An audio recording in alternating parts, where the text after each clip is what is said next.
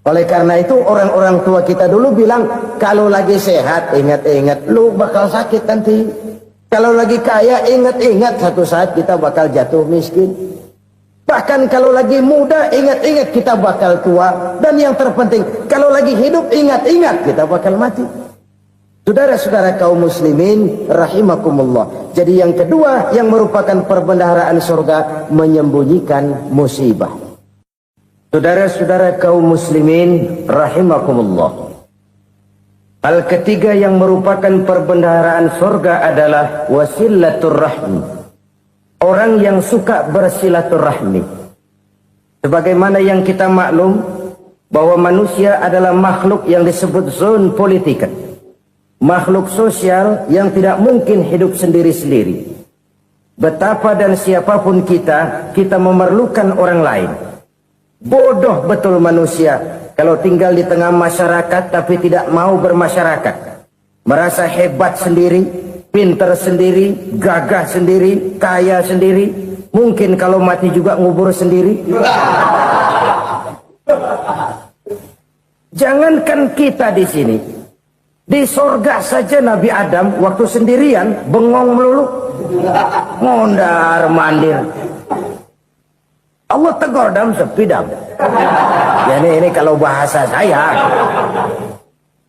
Iya Tuhan sepi ini nggak ada coret-corekan pisan ini. Diciptakan Siti Hawa baru anteng Nabi Adam. Itu di sorga. Cobalah. Umpamanya saudara tinggal di Jakarta nih. Kayak bener. Apaan aja di Jakarta punya saudara dah. Jembatan Semanggi ambil. Monas, Buntel bawa pulang. Hotel-hotel ambil semua. Cuman tinggal di Jakarta sendirian, apa enaknya? Betapa dan siapapun kita perlu orang lain. Tidak ada seorang pun yang bisa memenuhi kebutuhan hidupnya secara sendiri-sendiri. Nah, Islam telah menyelamatkan manusia dari ras diskriminasi. Mengikat manusia dengan persaudaraan yang berlandaskan kepada akidah. Karena itu dianjurkan bersilaturahmi. Bahkan Nabi menyatakan, man arada ayyubsata lahu fi rizqihi wa yunsa'a fi atharihi falyasil rahimah. Siapa yang kepengen diluaskan rezekinya dan dipanjangkan usianya, banyaklah ia bersilaturahmi. Siapa yang kepengen dimudahkan rezekinya, hendaknya ia banyak bersilaturahmi. Kalau banyak teman, kesulitan kan paling tidak ada tempat cerita. Udah susah, sendirian kita pikirin diri, nggak ada tempat tukar pikiran. Cepet banget sama bengek. Dilawan sendiri.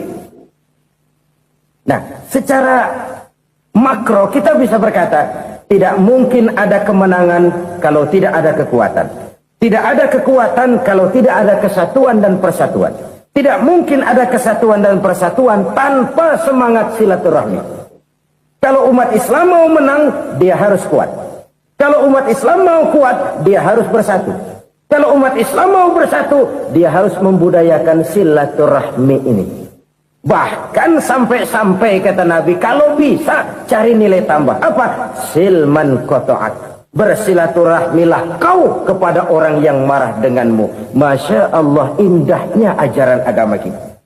Orang yang marah pun kepada kita, kata Nabi, kalau bisa bersilaturahmilah kepadanya, kepada orang yang marah itu. Di situ nilai tambah.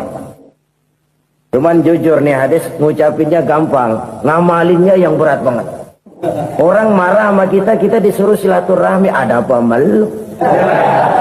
Lu marah, ada gue marahan lagi. Tunggu pikirin.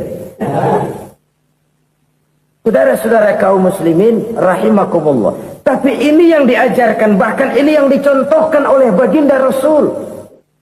Bagaimana begitu mudah? Misalnya satu saat Abu Jahal ini ngatur strategi bagaimana bikin Muhammad celaka. Dia gali lubang di depan tempat tidurnya. Dia tutupin daun korma. Terus dia panggil seseorang, ke sini. Kasih tahu Muhammad, pamannya sakit keras, minta ditengokin. Berangkat orang ini ke sana. Muhammad, labbaik. Pamanmu sakit keras, dia minta ditengokin. Baik, saya akan datang menjenguk beliau. Berangkatlah Nabi ke rumah Abu Jahal tanpa prasangka apapun. Abu Jahal udah pasang setil, selimut 3 rangkap setengah dipakai, persis kayak orang meriang.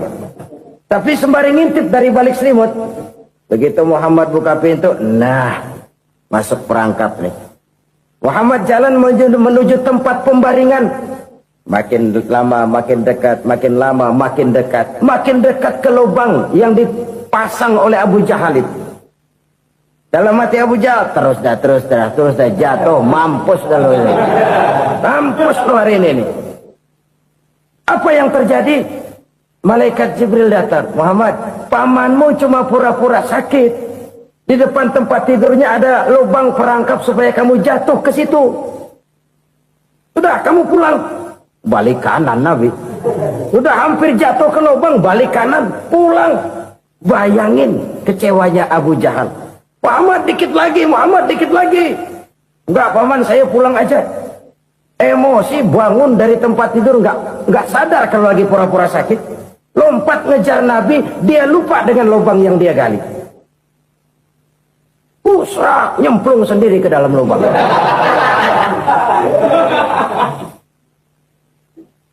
Nabi terus berlalu.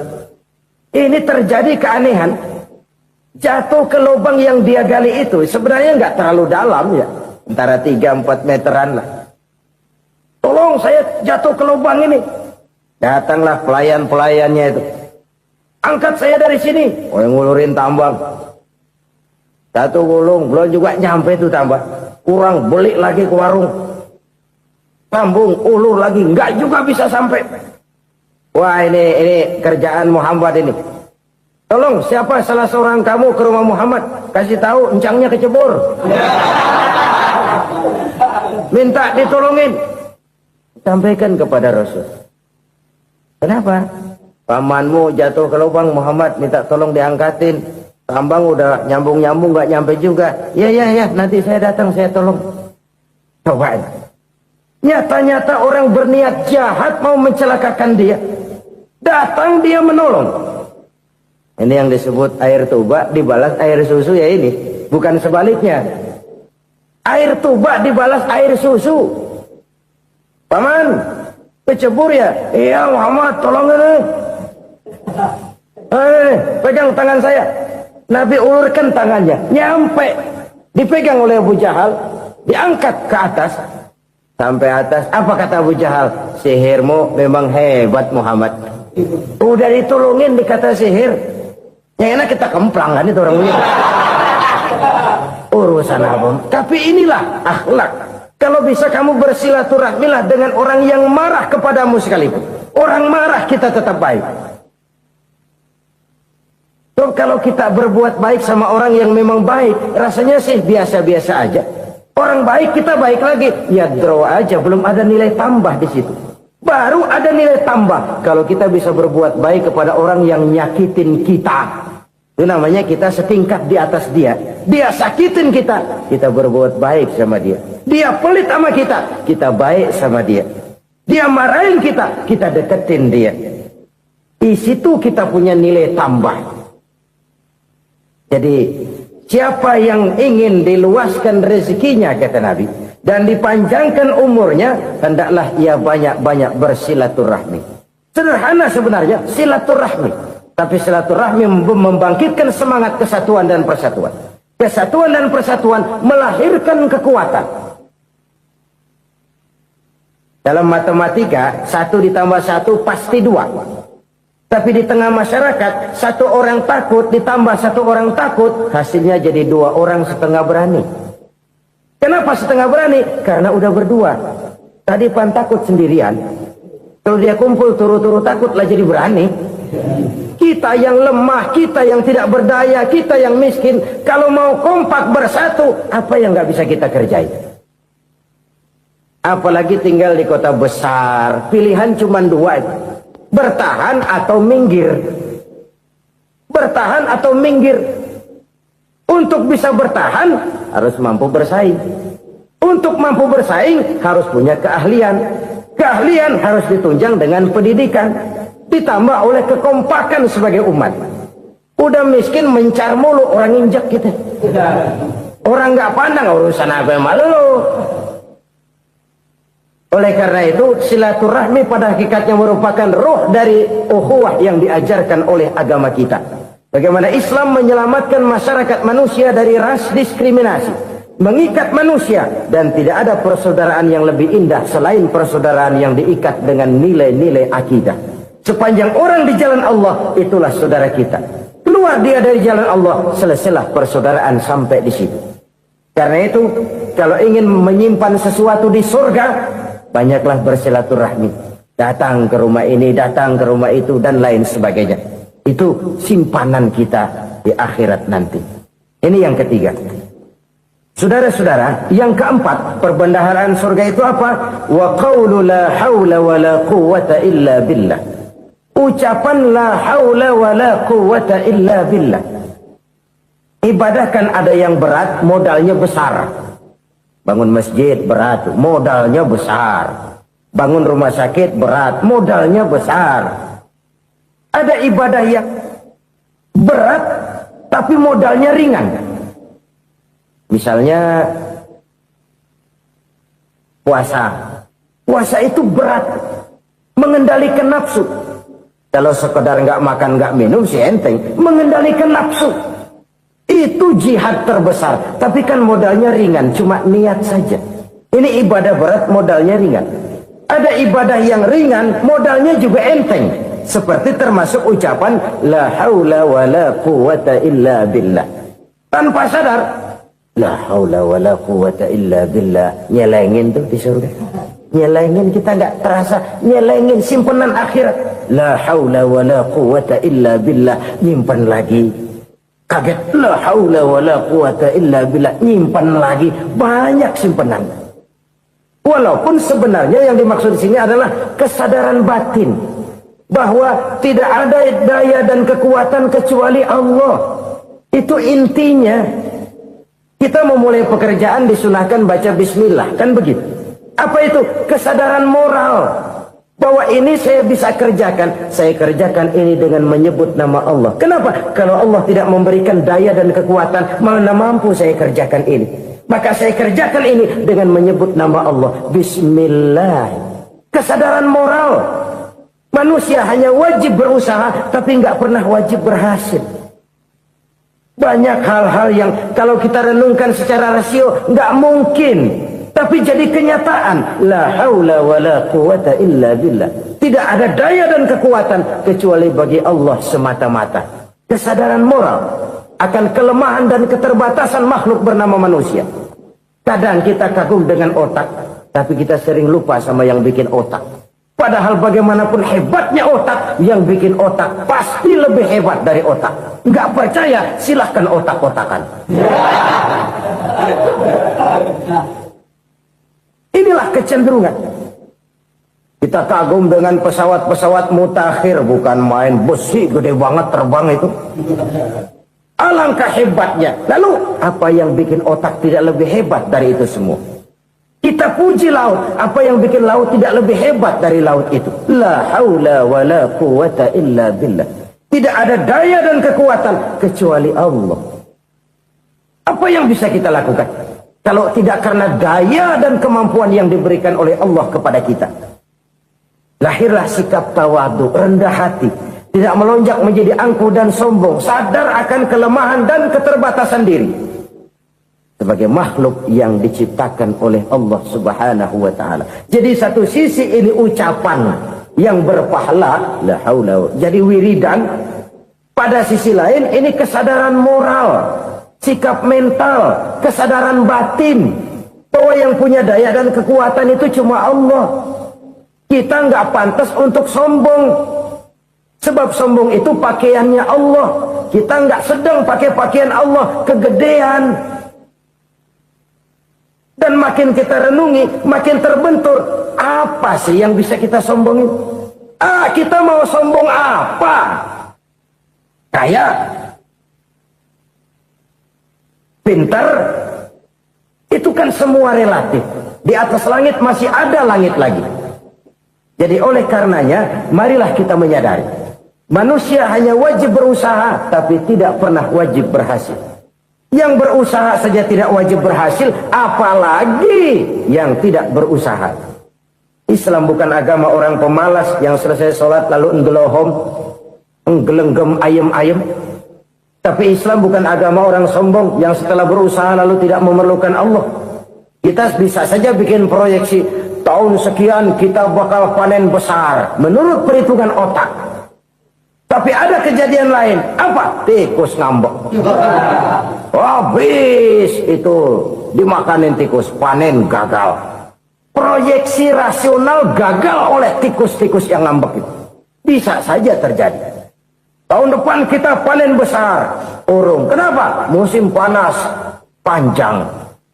Lalu sekarang ini koran-koran bikin berita musim mengalami penyelewengan. Bukan cuma manusia yang nyeleweng sekarang. Musim pakai nyeleweng. Mestinya kan musim hujan udah selesai, masih hujan-hujan juga. Musim. Nah sekarang kita boleh bikin proyeksi, kita bakal panen besar. Tahu-tahu musim panas panjang, sawah retak, air kering. Cari teknokrat yang paling botak, suruh pendekin tuh musim panas. La haula wa la quwata illa billah. Inilah kesadaran moral.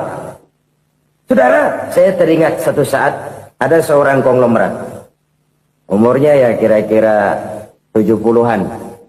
Satu saat dia ditanya oleh wartawan, "Pak, umur Bapak berapa sih?" "Ya paling 10 tahun." 10 tahun? 10 tahun? Anak Bapak berapa orang? Satu. Satu saja? Satu. Harta Bapak berapa? Ya paling-paling bangsa 7 juta kali. 7 juta? Iya. Pak, kenapa Bapak bohongi saya? Bapak punya buku biografi. Koran-koran, majalah-majalah banyak memuat cerita riwayat hidup Bapak. Saya tahu umur Bapak 70. Kenapa bilang cuma 7 tahun? Saya tahu anak Bapak 8. Kenapa cuma bilang 1? Saya tahu harta Bapak miliaran, mungkin triliunan. Pabrik di mana-mana, bank di mana-mana. Kenapa bilang uang Bapak cuma 7 juta? Nah, kata si konglomerat tadi, kamu benar nak, kamu benar. Umur saya kalau jumlahnya memang 70 nak. Cuman ingat-ingat saya, baru 7 tahun terakhir ini saya sujud. Baru 7 tahun terakhir ini saya berusaha dekat dengan Allah. Saya laksanakan perintahnya, saya jauhi larangannya. 7 tahun inilah rasanya yang ada nilainya di hadapan Allah. Yang 63 tahun matong, kelabu, kelem umur gue. Habis untuk maksiat, untuk munkarat. Maka ketika ditanya tadi, umur saya 7 tahun itu. Oh begitu Pak. Oh iya. Lalu anak Pak.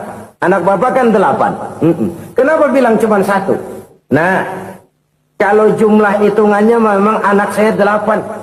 Tapi dari 8 orang ini rasanya cuma 1 nih. Yang bakal jadi buah hati, belahan jantung. Pelanjut cerita, penerus sejarah.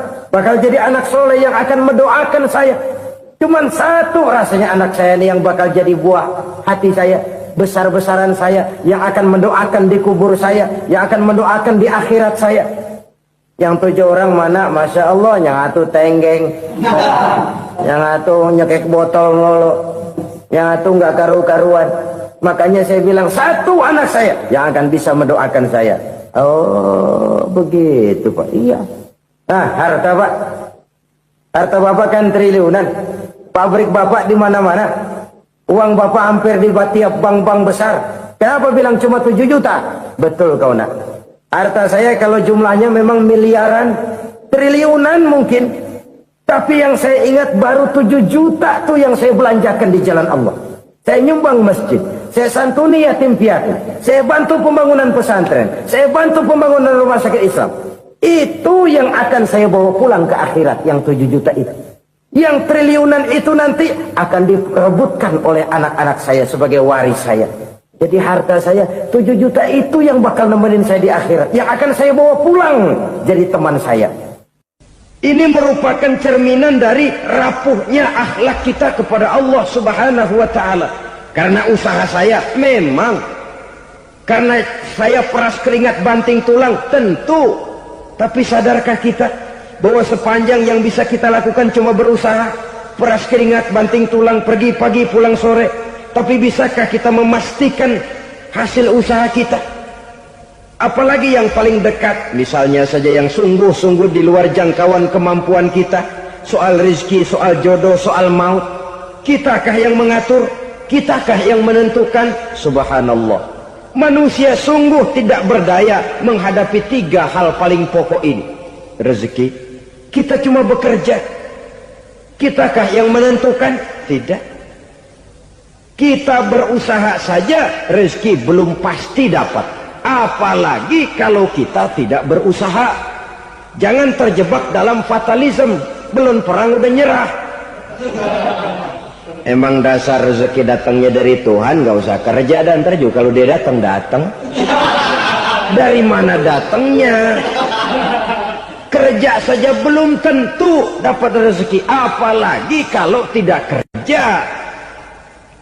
Yang jelas usaha perlu kepastian, itu urusan Allah. Ini akhlak kepada Allah Subhanahu wa ta'ala.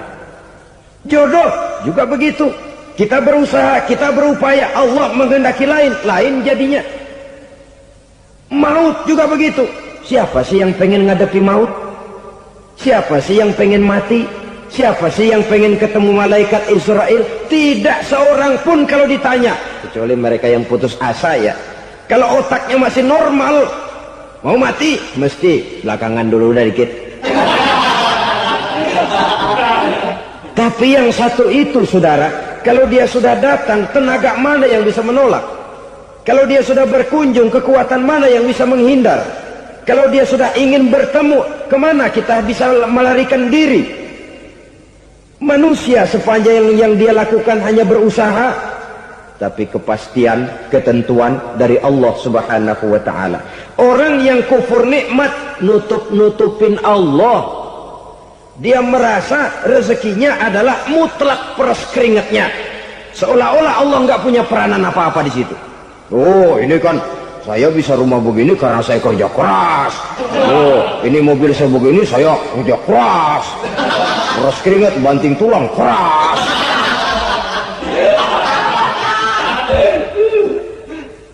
Saudara-saudara kaum muslimin rahimahkumullah. Jadi menutupi Allah. Akibatnya nanti kalau dia berhasil, Allah ketutupan. Kalau dia gagal, orang lain dicaci maki, dicari kambing hitam. Yang kambing hitam kan mahal. Karena orang sering cari-cari kambing hitam. Jarang orang mau jujur kalau bertemu kesulitan lalu mencari sebab pada dirinya sendiri. Yang paling enak ya nyalain orang. Lo begitu. Orang lain yang paling enak kita salahin. Au ya'malu fi mukhalafatil mun'im, atau dia melakukan sesuatu yang tidak sesuai dengan kehendak yang memberikannya nikmat. Diberikan kita tangan, mulut sih nggak berhenti, terima kasih Tuhan, alhamdulillah saya dikasih tangan. Cuma nih tangan enteng mat nabokin orang mulut. Itu sudah mukhalafatul mun'im, bertentangan dengan kehendak yang memberikan nikmat. Diberikan harta, mulutnya mah basah, terima kasih Tuhan, alhamdulillah dikasih harta, tapi pelitnya minta ampun. Kikir, koret, medit. Ini juga termasuk kufur nikmat, mempergunakan suatu nikmat bertentangan dengan kehendak daripada yang memberikan nikmat itu sendiri. Saudara-saudara kaum muslimin rahimakumullah. Oleh karenanya kufur iman memang lebih bahaya daripada kufur nikmat. Tapi jangan lupa, kufur nikmat bisa menyeret orang kepada kufur iman. Nah kalau Allah udah dialingin, Tuhan sudah dinomor duain, lama-lama kenapa dia tidak mendewakan dirinya sendiri? Mendewakan pangkatnya, mendewa-dewakan otaknya, mendewa-dewakan kemampuannya. Pada awalnya dia memang cuma kufur nikmat, tapi lambat laun kalau ini tidak diobati, secara pasti orang akan mengarah kepada kufur iman. Bisa berbentuk syirik, bisa berbentuk nifak, bisa berbentuk riddah. Saudara-saudara, oleh karena itu menjaga akhlak kepada Allah mutlak penting. Sebab apa? Kita tidak berakhlak kepada manusia saja, kita dikucilkan dari pergaulan. Kalau kita tidak berakhlak kepada Allah, dikucilkan oleh Allah.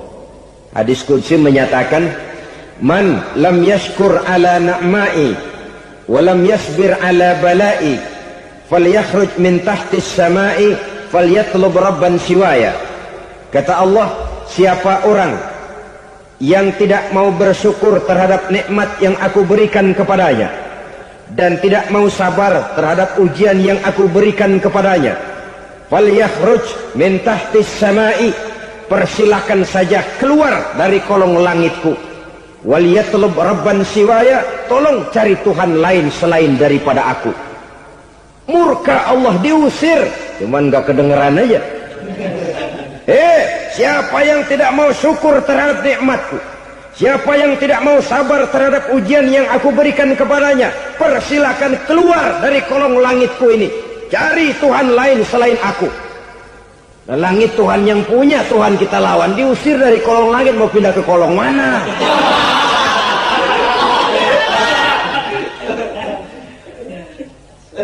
Jadi jangan merasa, kufur nikmat kan enteng. Iya, kelihatannya begitu. Tidak sebahaya kufur iman. Tapi kufur nikmat ini merupakan anak tangga, yang kalau kita sudah mulai naik, kita akan naik terus sampai kepada tingkat di mana kita mengalami kufur iman. Kalau sudah ke sana, maka akhlak kita kepada Allah terkenalah erosi, terkena polusi, hancur akhlak kepada Allah. Dan itulah sumber kesengsaraan abadi. Kalau cuma kita tidak berakhlak kepada manusia, barangkali resikonya cuma kehidupan di dunia ini. Mungkin juga ada kehidupan akhirat. Tapi kalau sudah tidak berakhlak kepada Allah, dunia akhirat kita rugi dan celaka. Maka pada kesempatan ini saya mengajak, marilah jaga baik-baik akhlak kita kepada Allah. Satu kali kita bertauhid, sampai mati kita bertauhid. Satu kali la ilaha illallah, jangan tergelincir lagi kita keluar daripada kalimat itu.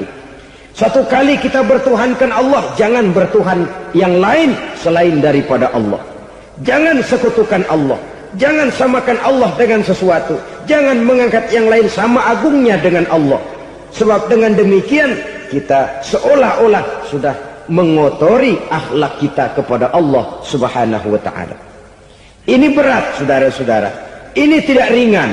Kadang-kadang saya katakan tadi, masalah ekonomi, kadang-kadang persaingan hidup yang makin tajam, di tengah lapangan kerja yang makin sulit, di tengah orang banyak potong kompas. Kalau berpatokan kepada nilai tauhid, la ilaha illallah, tidak ada Tuhan selain Allah, maka saya tidak akan takut kecuali hanya kepada Allah. Saya tidak akan menggantungkan hidup kecuali hanya kepada Allah. Saya tidak akan minta rezeki kecuali hanya kepada Allah. Kadang-kadang situasi yang nekat membuat kita kehilangan keseimbangan, kehilangan pertimbangan, picik pandangan. Akibatnya kita merusak akhlak kepada Allah Subhanahu wa ta'ala. Ironinya kan orang sekarang kalau ditanya, lu nyolong ya? Iya. Kok berani? Emang. Lu nggak tahu Tuhan lihat? Tahu. Kok nyolong juga? Biarin. Kalau Tuhan mah lihat, jangan kagak ribut. Enggak ribut katanya. Kalau orang lihat, 2 orang saja tahu, geger kelurahan. Ini kan sudah mendustai dirinya sendiri, sudah merusak akhlaknya kepada Allah Subhanahu wa ta'ala. Tuhan enggak ribut katanya. Saudara hadirin yang saya hormati, jadi oleh karenanya akhlak kita kepada Allah merupakan basis daripada kehidupan beragama. Kalau itu sudah mulai rapuh, mulai terkena erosi dan polusi, mulai rusak, dikhawatirkan nanti nilai ibadah kita kepada Allah juga akan turut ambruk karenanya. Saudara-saudara kaum muslimin rahimakumullah, tugas yang kedua, memperbaiki akhlak manusia kepada sesama manusia. Kita tahu Islam sesuai dengan namanya adalah agama damai. Maka akhlak manusia kepada sesama manusia menempati porsi yang penting dalam kehidupan beragama. bagaimana seorang muslim bergaul, bertata krama terhadap sesama manusia. Mari kita lihat lebih jauh persoalannya. Untuk memudahkan pembicaraan dari kacamata agama, kita kelompokkan saja manusia itu dalam dua. Pertama yang seiman dan yang kedua yang tidak seiman. Yang tidak seiman itu kita sebut saja kufur atau kafir. Nah, kepada yang kafir pun kita diajarkan untuk berakhlak, apalagi kepada yang memang nyata-nyata seiman, sekeyakinan, seakidah. Kemanapun Islam datang, ke negara manapun ia masuk, ia tidak menaburkan kerusakan. Jadi tidak benar kalau orang pernah itu menggambarkan, saking sentimennya seorang orientalis pernah menggambarkan Nabi Muhammad di tangan kirinya Quran, di tangan kanannya pedang, menggambarkan seolah-olah Islam dikembangkan dengan kekerasan. Sebenarnya tidak sama sekali.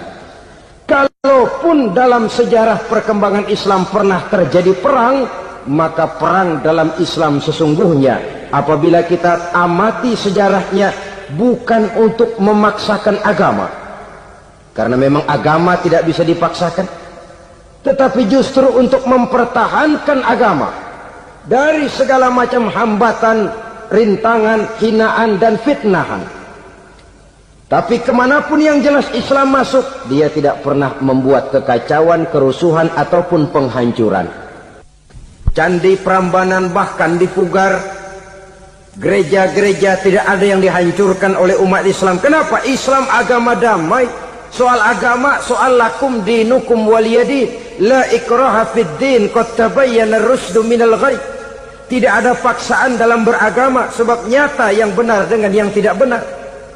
Belum pernah ada orang kafir masuk ke perkampungan orang Islam lalu dikejar-kejar, diteriakin kafir, kafir, sunatin.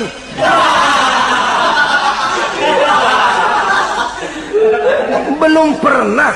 Kenapa? Islam menghormati orang lain agama.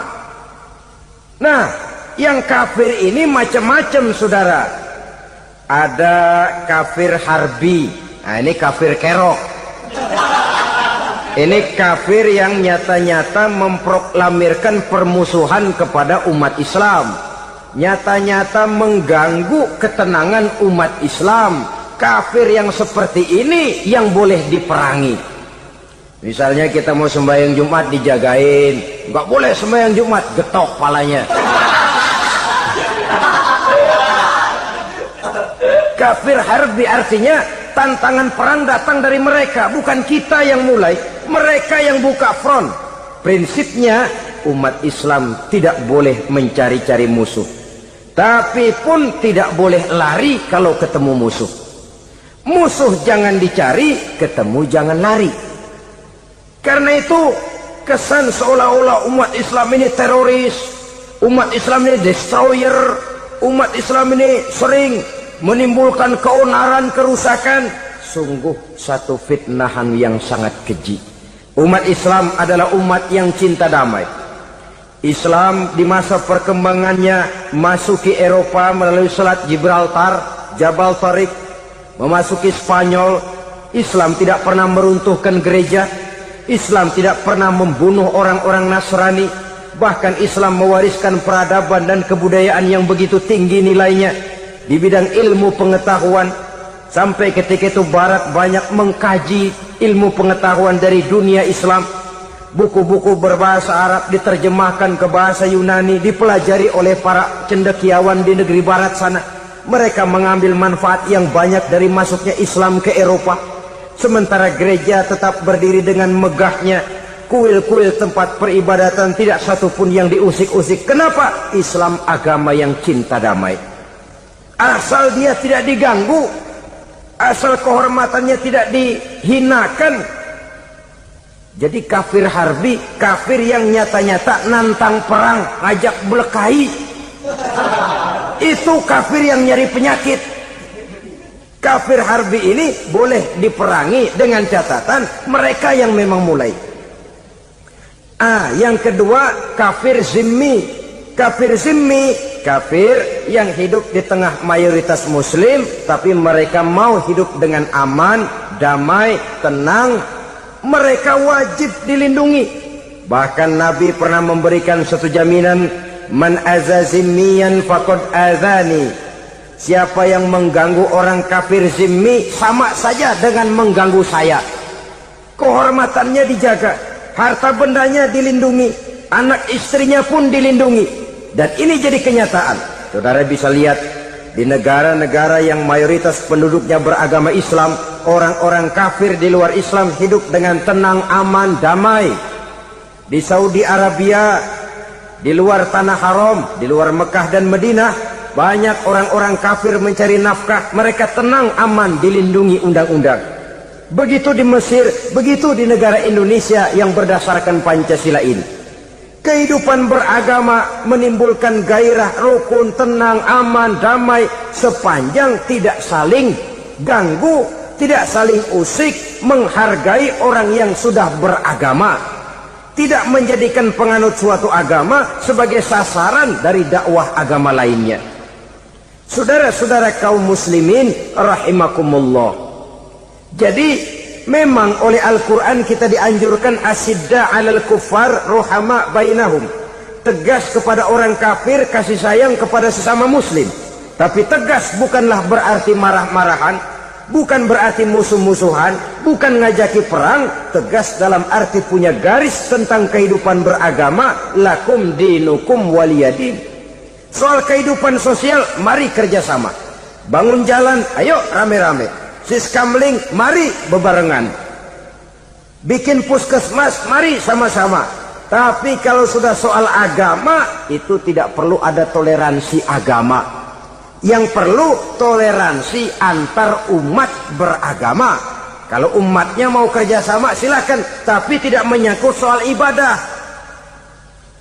Jangan kerjasama di bidang ibadah. Itu kerjasama yang salah pasang, saudara-saudara. Sehingga dengan demikian toleransi adalah menyangkut kehidupan antar umat beragama. Sedangkan agama sendiri punya kapling yang nyata. Sehingga dengan demikian tegas kepada orang kafir dalam arti kita punya satu kepribadian. Tidak ngambang. Enggak, lalu kalau ditanya orang, sebenarnya agama lo apa sih? Ah, gua mah gimana musimnya aja. Agama pakai musim kayak rambutan. Akhirnya ya begitu, musim-musiman. Ke masjid kelihatan, ke gereja hayo, ke candi nongol, ke apa? Bingung malaikat bagaimana nyatetnya nih bocah ini. Di mana aja ada. Kita punya satu kepribadian. Saya muslim dan garis saya ini, lakum dinukum waliyadin. Bagi Tuhan persilakan agama Tuhan, bagi kami agama kami. Kami hormati Tuhan, Tuhan hormat kepada kami. Tapi soal agama, kaplingnya jelas. Kerjasama, mari urusan muamalah, bidang sosial. Yuk kita sistemling sama-sama dengan orang lain agama. Mari jaga kerukunan, kesatuan, persatuan, kekompakan. Perbaiki jalan yang rusak, mari sama-sama. Mendandani jembatan yang runtuh, mari sama-sama. Tapi sembahyang, kaplingnya lain-lain. Sebab Nabi juga dulu pernah ditawarkan begitu loh sama kafir jahiliyah dulu, Quraisy itu. Sudah Muhammad, sekarang begini saja, kita join aja daripada marah-marahan. Hari ini saya oke, menyembah Tuhanmu Allah. Besok gantian kamu menyembah Tuhan kita, Latta, Uzza, Manat dan Hubal. Turun, qul ya ayyuhal kafirun la a'budu ma ta'budun. Soal ibadah kaplingnya jelas, tidak boleh dicampur adukkan. Saudara-saudara, adapun maunah, keistimewaan yang diberikan Allah kepada hamba-hambanya yang belum sampai kepada tingkat wali. Tapi orang itu lebih banyak kebaikannya daripada kesalahannya. Umpamanya, saudara jalan bertiga di pinggir jalan, saudara ada pada posisi di tengah, lalu bertiga ini ketabrak mobil. Menurut perhitungan saudara mati lebih dahulu. Tapi terjadi hal yang aneh, dua teman saudara mati, saudara malah cuma luka dan lecet sedikit saja. Apa itu? Kalau kita lebih banyak kebaikannya daripada kesalahannya, itu yang dinamakan ma'unah. Pertolongan yang diberikan Allah kepada hamba-hambanya yang lebih banyak kebaikannya daripada kesalahannya. Sedangkan yang dinamakan irhas, kejadian luar biasa pada diri seseorang pada waktu dia masih kecil, yang menunjukkan tanda-tanda keistimewaannya. Itu umumnya pada para nabi pada usia kecilnya sudah ada irhas, tanda-tanda istimewa.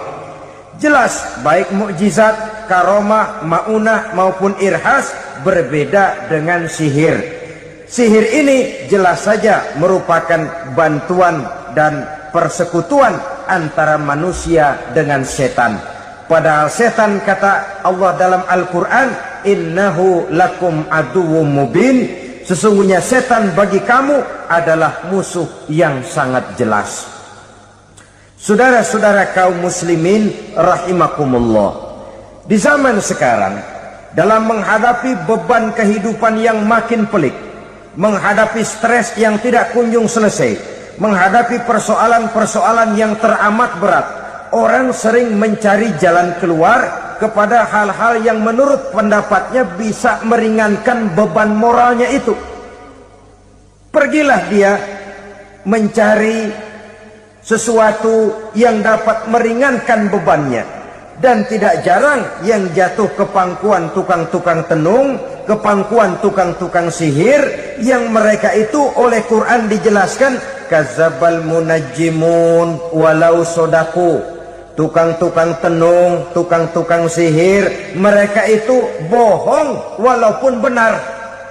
Maksudnya bohong walaupun benar, artinya kalau yang mereka kerjakan benar, itu sih kebenaran. Benar dengan kebenaran itu lain. Kebenaran, kebetulan bisa, tapi tidak untuk selalu. Apalagi kalau itu sudah membahayakan kehidupan orang lain. Jadi oleh karena itu Nabi berpesan, jauhilah daripada sihir.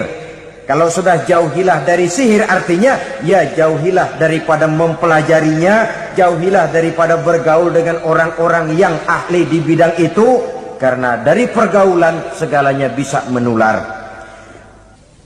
Ini merupakan cerminan dari rapuhnya akhlak kita kepada Allah Subhanahu wa taala.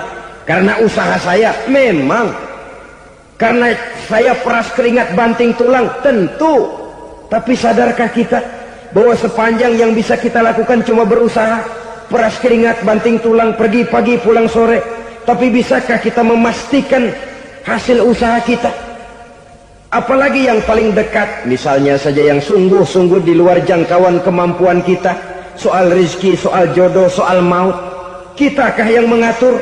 Kitakah yang menentukan? Subhanallah.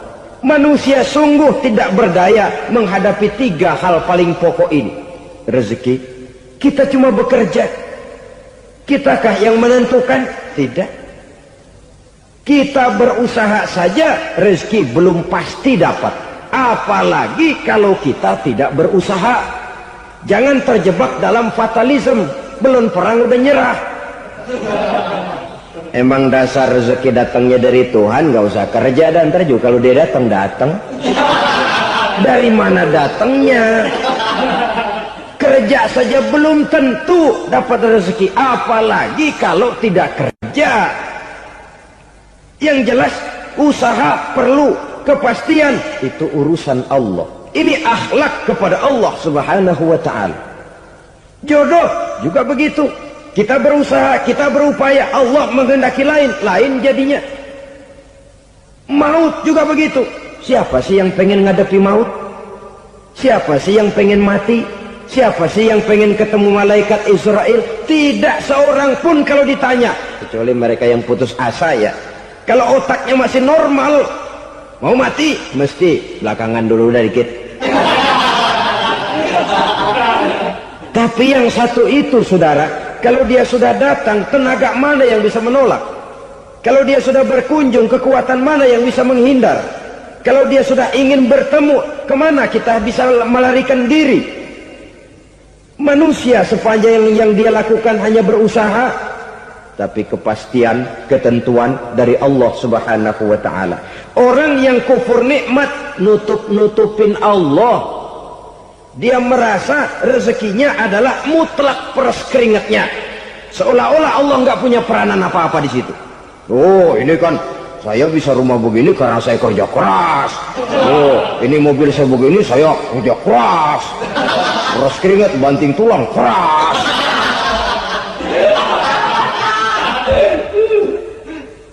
Saudara-saudara kaum muslimin rahimahkumullah. Jadi menutup-nutupi Allah. Akibatnya nanti kalau dia berhasil, Allah ketutupan. Kalau dia gagal, orang lain dicaci maki, dicari kambing hitam. Yang kambing hitam kan mahal.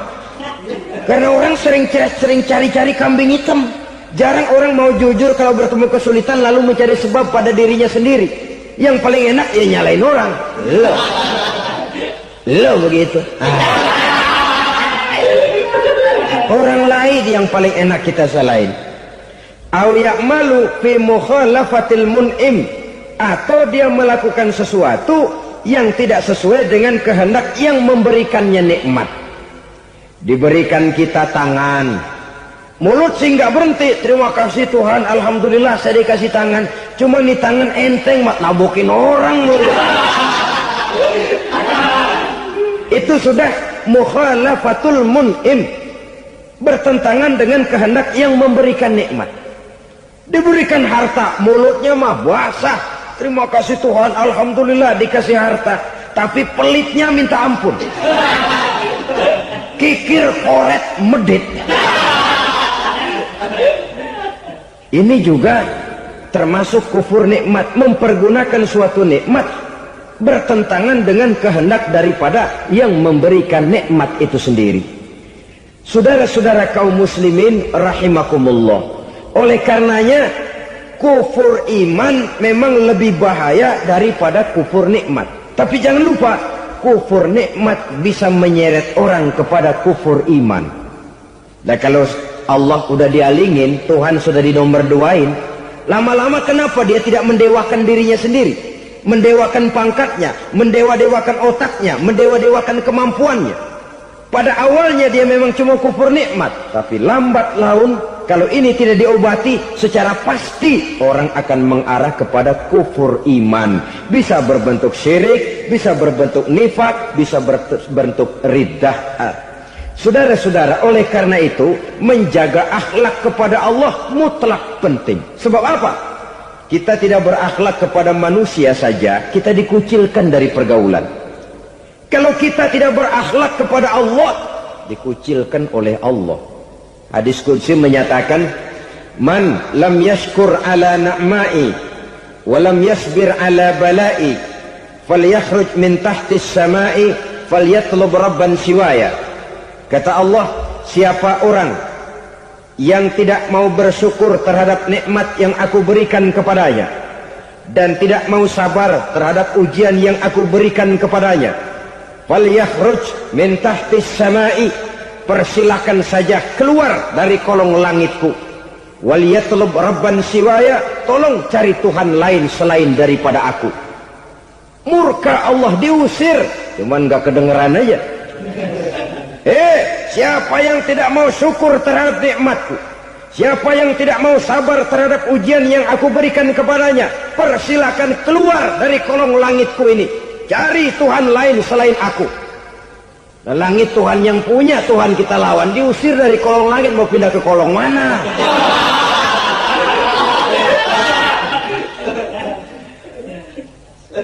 Jadi jangan merasa kufur nikmat kan enteng. Iya, kelihatannya begitu, tidak sebahaya kufur iman. Tapi kufur nikmat ini merupakan anak tangga yang kalau kita sudah mulai naik, kita akan naik terus sampai kepada tingkat di mana kita mengalami kufur iman.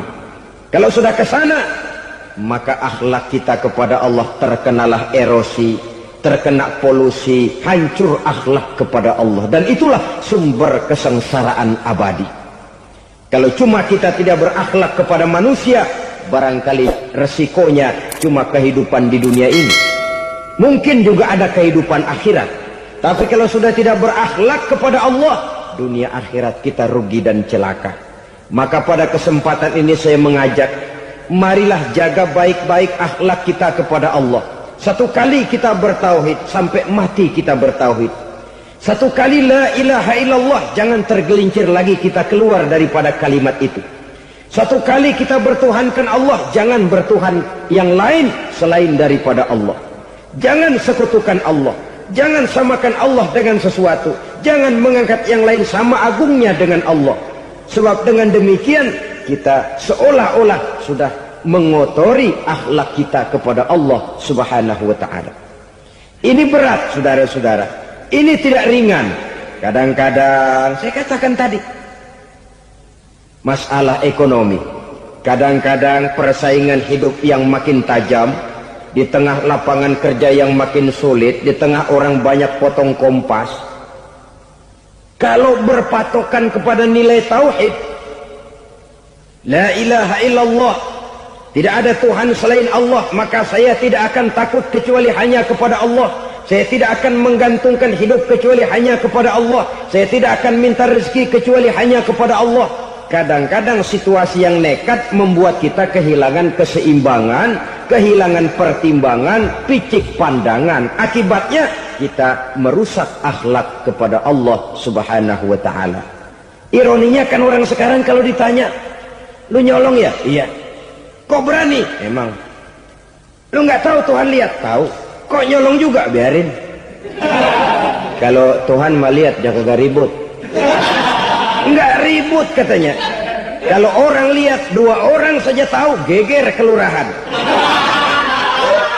Ini kan sudah mendustai dirinya sendiri, sudah merusak akhlaknya kepada Allah Subhanahu wa ta'ala. Tuhan enggak ribut katanya.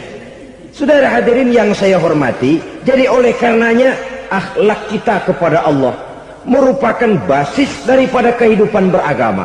Kalau itu sudah mulai rapuh, mulai terkena erosi dan polusi, mulai rusak, dikhawatirkan nanti nilai ibadah kita kepada Allah juga akan turut ambruk karenanya. Saudara-saudara kaum muslimin rahimakumullah, tugas yang kedua memperbaiki akhlak manusia kepada sesama manusia.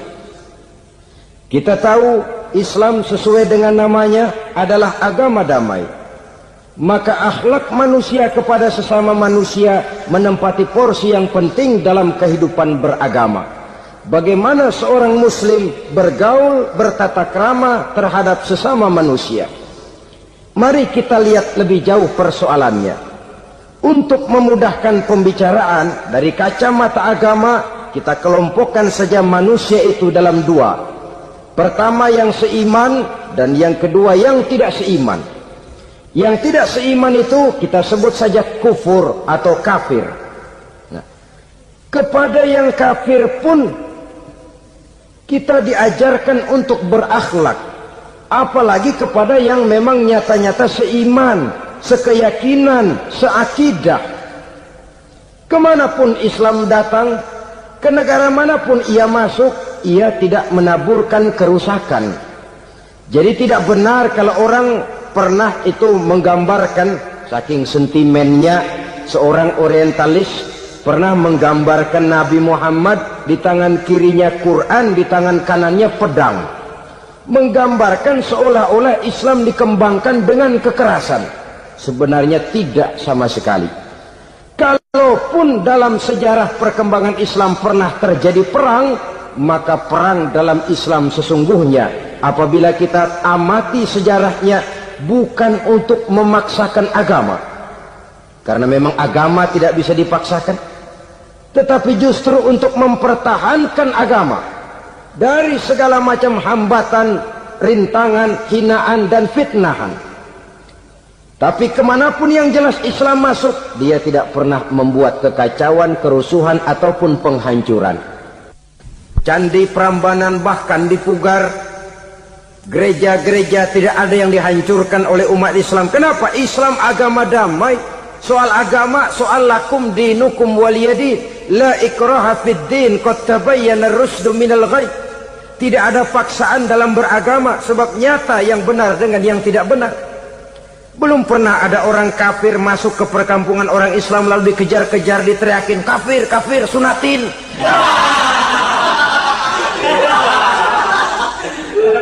Belum pernah. Kenapa? Islam menghormati orang lain agama. Nah, yang kafir ini macam-macam, saudara. Ada kafir harbi. Nah, ini kafir kerok. Ini kafir yang nyata-nyata memproklamirkan permusuhan kepada umat Islam. Nyata-nyata mengganggu ketenangan umat Islam. Kafir yang seperti ini yang boleh diperangi. Misalnya kita mau sembahyang Jumat dijagain. Nggak boleh sembahyang Jumat, getok palanya. Kafir harbi artinya tantangan perang datang dari mereka, bukan kita yang mulai. Mereka yang buka front. Prinsipnya umat Islam tidak boleh mencari-cari musuh, tapi pun tidak boleh lari kalau ketemu musuh. Musuh jangan dicari, ketemu jangan lari. Karena itu kesan seolah-olah umat Islam ini teroris, umat Islam ini destroyer, umat Islam ini sering menimbulkan keonaran, kerusakan. Sungguh satu fitnahan yang sangat keji. Umat Islam adalah umat yang cinta damai. Islam di masa perkembangannya masuki Eropa melalui Selat Gibraltar, Jabal Tariq, memasuki Spanyol. Islam tidak pernah meruntuhkan gereja. Islam tidak pernah membunuh orang-orang Nasrani. Bahkan Islam mewariskan peradaban dan kebudayaan yang begitu tinggi nilainya di bidang ilmu pengetahuan. Sampai ketika itu Barat banyak mengkaji ilmu pengetahuan dari dunia Islam. Buku-buku berbahasa Arab diterjemahkan ke bahasa Yunani, dipelajari oleh para cendekiawan di negeri Barat sana. Mereka mengambil manfaat yang banyak dari masuknya Islam ke Eropa. Sementara gereja tetap berdiri dengan megahnya. Kuil-kuil tempat peribadatan tidak satupun yang diusik-usik. Kenapa? Islam agama yang cinta damai. Asal dia tidak diganggu, asal kehormatannya tidak dihinakan. Jadi kafir harbi, kafir yang nyata-nyata nantang perang, ngajak berkelahi. Itu kafir yang nyari penyakit. Kafir harbi ini boleh diperangi dengan catatan mereka yang memang mulai. Yang kedua kafir zimmi. Kafir zimmi, kafir yang hidup di tengah mayoritas muslim, tapi mereka mau hidup dengan aman, damai, tenang. Mereka wajib dilindungi. Bahkan Nabi pernah memberikan satu jaminan, man azazimiyan faqad azani. Siapa yang mengganggu orang kafir zimmi sama saja dengan mengganggu saya. Kehormatannya dijaga, harta bendanya dilindungi, anak istrinya pun dilindungi. Dan ini jadi kenyataan. Saudara bisa lihat di negara-negara yang mayoritas penduduknya beragama Islam, orang-orang kafir di luar Islam hidup dengan tenang, aman, damai. Di Saudi Arabia, di luar tanah haram, di luar Mekah dan Madinah, banyak orang-orang kafir mencari nafkah. Mereka tenang, aman, dilindungi undang-undang. Begitu di Mesir, begitu di negara Indonesia yang berdasarkan Pancasila ini. Kehidupan beragama menimbulkan gairah, rukun, tenang, aman, damai, sepanjang tidak saling ganggu, tidak saling usik, menghargai orang yang sudah beragama, tidak menjadikan penganut suatu agama sebagai sasaran dari dakwah agama lainnya. Saudara-saudara kaum muslimin rahimakumullah. Jadi memang oleh Al-Quran kita dianjurkan asidda alal kuffar ruhama bainahum. Tegas kepada orang kafir, kasih sayang kepada sesama muslim. Tapi tegas bukanlah berarti marah-marahan, bukan berarti musuh-musuhan, bukan ngajaki perang. Tegas dalam arti punya garis tentang kehidupan beragama. Lakum dinukum waliyadin. Soal kehidupan sosial, mari kerjasama. Bangun jalan, ayo rame-rame. Siskamling, mari bebarengan. Bikin puskesmas, mari sama-sama. Tapi kalau sudah soal agama, itu tidak perlu ada toleransi agama. Yang perlu toleransi antar umat beragama. Kalau umatnya mau kerjasama silakan, tapi tidak menyangkut soal ibadah. Jangan kerjasama di bidang ibadah. Itu kerjasama yang salah pasang, saudara-saudara. Sehingga dengan demikian, toleransi adalah menyangkut kehidupan antar umat beragama. Sedangkan agama sendiri punya coupling yang nyata. Sehingga dengan demikian, tegas kepada orang kafir dalam arti kita punya satu kepribadian. Tidak ngambang. Enggak, lalu kalau ditanya orang, sebenarnya agama lo apa sih? Gua mah gimana musimnya aja. Agama pakai musim kayak rambutan. Akhirnya ya begitu, musim-musiman. Ke masjid kelihatan, ke gereja hayo, ke candi nongol, ke apa? Bingung malaikat bagaimana nyatetnya nih bocah ini. Di mana aja ada. Kita punya satu kepribadian. Saya muslim dan garis saya ini, lakum dinukum waliyadin. Bagi Tuhan persilakan agama Tuhan, bagi kami agama kami. Kami hormati Tuhan, Tuhan hormat kepada kami. Tapi soal agama, couplingnya jelas. Kerjasama, mari urusan muamalah, bidang sosial. Yuk kita sistemling sama-sama dengan orang lain agama. Mari jaga kerukunan, kesatuan, persatuan, kekompakan. Perbaiki jalan yang rusak, mari sama-sama. Mendandani jembatan yang runtuh, mari sama-sama. Tapi sembahyang, couplingnya lain-lain. Sebab Nabi juga dulu pernah ditawarkan begitu loh, sama kafir jahiliyah dulu, Quraisy itu. Sudah Muhammad, sekarang begini saja, kita join aja daripada marah-marahan. Hari ini saya oke, menyembah Tuhanmu Allah. Besok gantian kamu menyembah Tuhan kita, Latta, Uzza, Manat dan Hubal. Turun, qul ya ayyuhal kafirun la a'budu ma ta'budun. Soal ibadah, couplingnya jelas, tidak boleh dicampur adukkan. Oleh karena itu orang-orang tua kita dulu bilang, kalau lagi sehat ingat-ingat lu bakal sakit nanti.